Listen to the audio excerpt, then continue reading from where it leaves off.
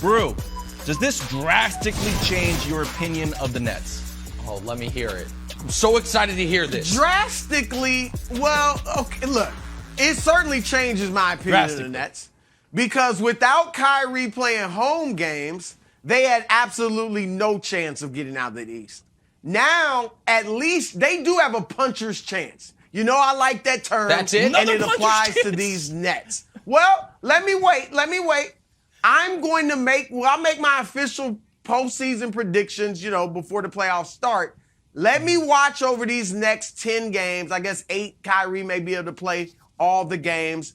But I'll say this, today, there's only one team in the East that I would say is definitively better than Brooklyn right now, and that's Milwaukee.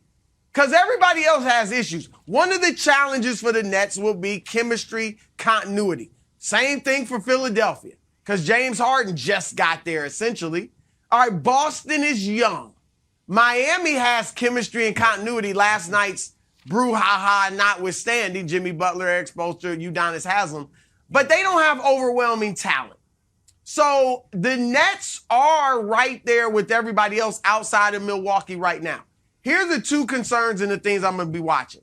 One is defense, of course. All right, they're not going to be great, but can they be adequate? Can they get stops when they want to? And I think they can because when they went to Philadelphia a few weeks ago with a mission, when they went to Philadelphia with a mission, they played great defense. They got to take that mentality with them every game. The second thing is this. Kyrie Irving, as great as he is not the playmaker that James Harden is.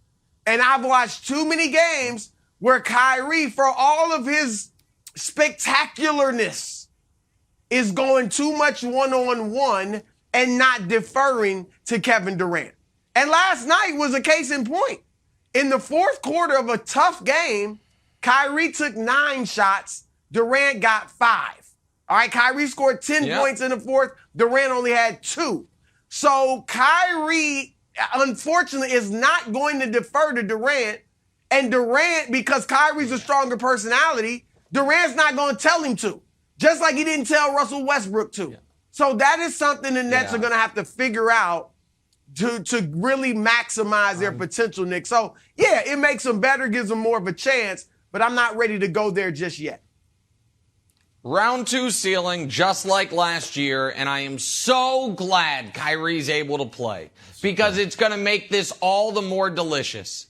Because, listen, mark this tape, please, because I am very excited when the Nets end up losing in round 1 or round 2 to here, next year when Ben Simmons is back. And it was tough this year with Kyrie in and out of the lineup because it's coming. It'll be next year, and then next year it'll be next year, even though we are barreling towards the 4th year of this pairing being together. That'll be next year, the 4th year. And right now, KD and Kyrie, since they signed with Brooklyn has 7 playoff victories, which is, just for a little context, it is slightly fewer than the Hawks, but a few more than the Thunder over this same time frame. Okay? Guys, if there was ever a time, Wilds, for the Nets to show you they are real contenders, would have been last night.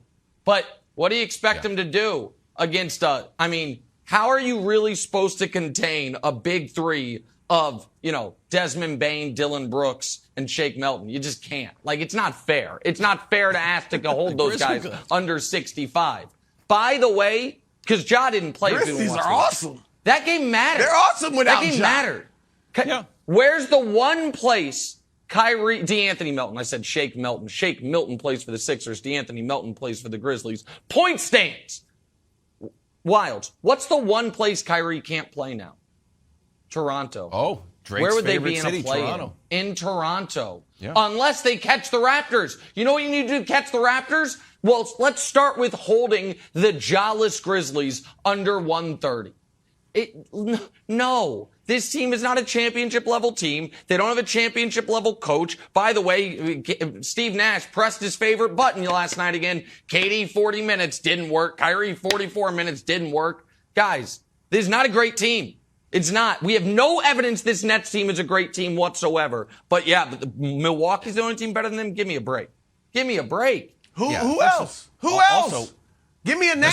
The Boston Celtics? The Boston Celtics, Broussard. Definitely, they are definitely better than the Nets. Okay. They look good, Wild. Broussard, I'll give you Nick that. is right. But not ready to say. Defense-wise, Pep, can we show the how bad the Nets are on defense here? Most games scoring and allowing 120. So they do put up points, and as much as I've fallen in love with Anthony Edwards and Cat, these aren't great teams these are rebuilding teams. So this is concerning to me, Broussard, and I thought a lot of our optimism, because I want New York City as a whole to succeed, was tied to Ben Simmons. I was ready to give Ben Simmons the Mac Jones full-on propaganda treatment, and I've gotten nothing. The Ben Simmons best highlight was the Louis Vuitton sweater in Philadelphia. But after, we hear that his back is getting an epidural. I don't think we see him all of a sudden make his debut in the playoffs. So without Ben Simmons, it feels like the defense is a huge liability. Are you not worried about that? Because Nick and I are. Yeah, I'm not even in my mind. Ben Simmons isn't even on the team right now.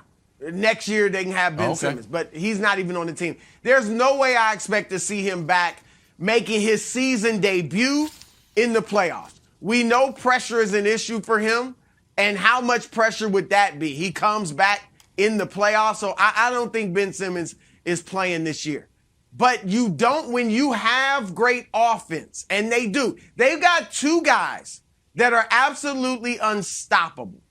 And when you have that, you don't have to be the Detroit Piston bad boys defensively. They just have to be adequate you can't be and the get Doug stops Nets. when they can. And Nick can poo-poo them all he wants, and talk about second round ceiling.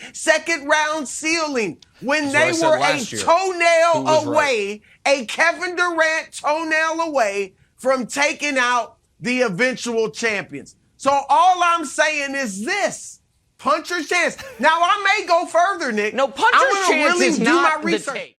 Thanks for watching. Subscribe here to get the latest from the show. Also, be sure to check out more of the best clips from First Things First, or go watch a few segments from our other shows on FS1.